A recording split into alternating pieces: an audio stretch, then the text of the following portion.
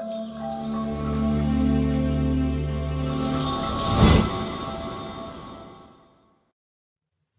might think the Book of Revelation, with its plagues and pictures of global destruction, is a strange place to go to find an ethic of planetary care.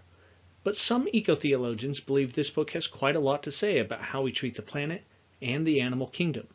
In this video, we will explore why the apocalypse may be the closest thing to green theology the New Testament has to offer. In chapter 4, John goes through a door to discover a standard heavenly worship scene. But then in chapter 5, the standard scene is altered when the camera draws back to capture a more cosmic worship scene that includes all the creatures on earth, including the animals. And I heard every creature in heaven and on earth and under the earth and in the sea, and all that is in them saying blessing and honor and so forth. Some scholars have been apt not to take this language very seriously, limiting it to advanced sentinels like people and angels. But notice John is explicit. All creatures are included, so there's no way to leave the animal creation out. Throughout the Bible and other ancient writings, we constantly find that animals are considered to be worshiping God just by fulfilling their functions, by doing the things they were made to do. Jackals and ostriches are said to glorify God just by quenching their thirst with a drink of water. When birds put their young in a nest, they are compared to worshippers laying a gift at the altar in the Jerusalem temple.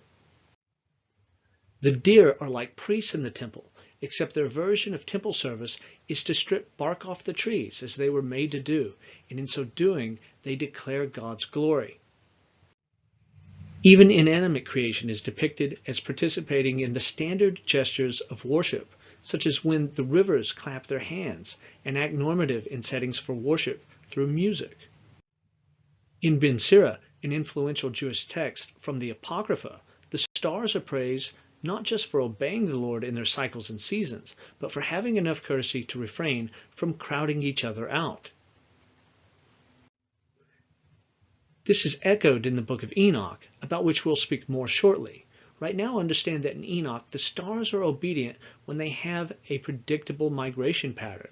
But falling stars and shooting comets are disorderly. They do not arrive punctually, and thus they become the model for fallen angels who do not know their place in God's created order. New Testament scholar Richard Bauckham suggests the concept of animals worshiping God is so developed in Revelation that all earthly life has priestly representatives in heaven to mediate their praise. The four living beings around the throne are a cross-pollination of the seraphim in Isaiah and the cherubim in Ezekiel. They have the 6 wings and the prayer of the seraphim, but they have the 4 faces of the cherubim, with some notable modifications. In Ezekiel, each creature had all 4 faces, but in Revelation, each creature is allotted one of the 4 faces. Each face represents a class of worshippers on earth: the lion, undomesticated animals; the ox, domesticated animals; obviously the human represents human praise, and the eagle represents flying creatures. Per Bauckham, notice that human praise is not in the first or the last position, and therefore it is not elevated above the praises of the animals. In the verse immediately after the animals praise Christ, it is the living creatures who say Amen in response. This is because mediating all the creatures' worship toward God is their vocation and realm of concern. This is the only time when the 4 living creatures by themselves vocally respond to someone else's prayer with Amen. So you have animals worshiping on earth, and you have animal-looking creatures in heaven responding with Amen, suggesting a special connection between the 2 parties, which again Bauckham suggests is the priestly mediation of praise. All is not well on earth, however, and this may be hinted at by the omission of an important part of the prayer. Isaiah's seraphim end the prayer by proclaiming that the whole earth is full of God's glory. In all our other known instances of this prayer in the Second Temple period, this line remains intact. But in Revelation, it is left out, and instead we are promised that Jesus is coming, as if to say the earth was made to be full of his glory, and at the coming of Christ it will be again, but right now such glory has been snuffed out due to the rule of the beast empire and the harm it inflicts upon God's creation. Before we look at Revelation in more depth, we need to consider the Book of Enoch, which is actually a collection of books. The first 36 chapters comprise what is known as the Book of the Watchers, which narrates the story from Genesis 6, where the sons of God fornicate with the daughters of men to produce giants. The pattern in Enoch is the natural world functions and obeys the Lord, and that is how it is described, as obedience. And then the giants come along and deface nature through violence and overconsumption. It says the giants devoured all the toil of men, and men were unable to sustain them. This causes the personified earth to make a claim in the heavenly court against the giants. After which, the earth is vindicated and restored. The Book of Enoch has a direct influence upon the Book of Revelation, so we want to keep that in mind. The earth is also personified in Revelation 12 and is cast as a good character. It protects the woman who represents the church when the dragon tries to sweep her away. The earth opens its mouth and swallows what the dragon gurgitated, which is interesting because everything in Revelation that is affected by what comes out of the mouth of a demonic entity ends up dying. How John might intend this as a concrete historical expression is debatable, but on the level of symbolic narrative, it seems clear that the earth lays itself down in self-sacrifice for the benefit of the church. In 1118, we have the passage that is discussed the most by eco-theologians. At the time of the seventh trumpet, Christ returns and a number of events transpire. Notice the final clause says it will be a time for destroying the destroyers of the earth, using a wordplay on the Greek phthero. This is phraseology derived from the antediluvian passage in Genesis 6. And remember, Genesis 6 is the same context that Enoch was trying to develop. God saw the earth, and behold, it was corrupt, phthero, for all flesh had corrupted their way on the earth. And God said to Noah, for the earth is filled with violence through the giants, behold, I will destroy them, phthero, again, along with the earth. Like the giants in Genesis and Enoch, there are three ways the beast empire destroys the earth in Revelation: through war, economic exploitation, and by provoking God to send the plagues. It's important to establish how the beast functions in Revelation before continuing.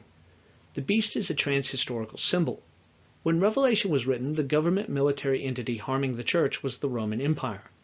The beast has taken on many forms since then, and will continue to do so until we get the final version of the beast that preludes the second coming of Christ.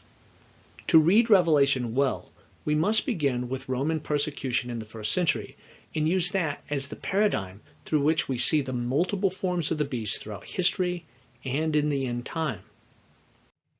Ancient people perceived the earth-defacing effects of war in various forms. Foraging resulted when soldiers could not be properly sustained by supply lines from home, precipitating the plunder of stored and growing crops, along with the decimation of local animal populations. Around Jerusalem, there were some beautiful 2,000-year-old olive trees. There used to be many more of these, Josephus tells us, but they were burned by the Romans, perpetually decimating the oil-producing capacity of the Jerusalem area. Grain fields are nearly impossible to set on fire unless the grain is mature and dry at harvest time. The difficulty in burning induced more destructive methods. For example, the Romans salted the fields of Carthage to ensure nothing could grow there again. Pliny recounts how a Cretan settlement was so thoroughly destroyed, the land lay uncultivated for 6 years. Forests and orchards around besieged cities were cut down to prevent the acquisition of foodstuffs, wood supplies, and hiding places on the part of the besieged population, a tactic that God forbade to the Israelite armies whenever he took a protective posture over the trees. In contrast, Trajan's column prominently portrays axe-wielding Romans and Dacian slaves chopping down trees for forts, warships, camps, supply barrels, and every other type of defensive structure. Over 80 felled trees are depicted on the column's great spiral. The Punic Wars required ships to be built in less than 2 months, which taxed much from the forests in southern Italy, driving ancient spectators to complain that the forests were thinning out too quickly. Erosion was also a problem. Burned up trees, an uncultivated field whose workers were killed or enslaved, or even busted edifices, all conduced to erosion that would silt up harbors and block or poison waterways. Poisoning from mines was also perceived to be a problem. Noxious elements such as lead, mercury, and arsenic polluted water supplies after hydraulic mining or through runoff and drainage. And Lucretius, complains about the exposure to gases suffered by those who work in the mines. And after complaining about what happens to those who work in the mines, he complains about the emission of gases out of the mines into the open atmosphere. He doesn't have our chemistry, he doesn't have our atmospheric science, but he is still deeply suspicious about the effects of eliciting gases from the earth into the atmosphere. Animals also did not escape the Roman sword. Pompey made a point of, quote, defeating animals in newly subjugated territories. For example, he spent a few days hunting lions and elephants in Africa to demonstrate, quote, the courage and strength of the Romans. And other emperors continued this tradition, such as Hadrian, who is known for killing a bear in Asia Minor and a lion in Egypt. Animals could be utilized offensively at wartime. Besides horses for cavalry, birds, pigs, bears, rodents, snakes, bees, wasps, scorpions, beetles, kissing bugs, and even jellyfish were weaponized. Rome came on the receiving end of animal tactics on occasion as well, such as when Hannibal launched jars full of snakes at their ships. Use of elephants had largely been abandoned by the Roman period because too many people had discovered that when you lay spikes on the ground, this formed a very serious deterrent to the heavy-footed beasts. The death toll of animals hunted in the arena, hunts that were called venations, was staggering. Pompey oversaw a venation in which 20 elephants and 600 lions were killed. Augustus oversaw 26 venations, totaling 3,500 animal victims, including tigers from as far as India. Trajan, 11,000 animals, and Titus, 9,000 animals in just the course of 100 days when the famous Colosseum in Rome was being dedicated. And Domitian was no exception. This being the emperor at the time Revelation was written, he actually constructed a school for these types of entertainers/hunters there in Rome itself. The toll taken on animal populations in their natural habitats was quite irreversible. Elephants, rhinoceroses, and zebras became extinct in North Africa. The hippopotamus and crocodile were forced to migrate from the lower Nile to Nubia. Tigers disappeared from Armenia and northern Iran. Leopards and hyenas disappeared from Greece. And by the time Rome fell, there were no lions in Thessaly, no hippopotami in the Nile, and no elephants in Libya. Even before John's time, Aristides could complain that if an indigenous people wanted to see the wares produced in their own land, they would need to go to Rome, since Rome is the one taking everything from the world. And even in Revelation 11, you get John listing off the various wares that Rome is taking from the world through its program of economic exploitation. You can see a number of references to wood here, a number of references to animals, including articles of ivory. The most hunted breed of elephant at the time was actually driven to extinction in North Africa. And then in Revelation 19:2, when all of this is being summarized, it says the great prostitute corrupted, Thero, the earth with her immorality.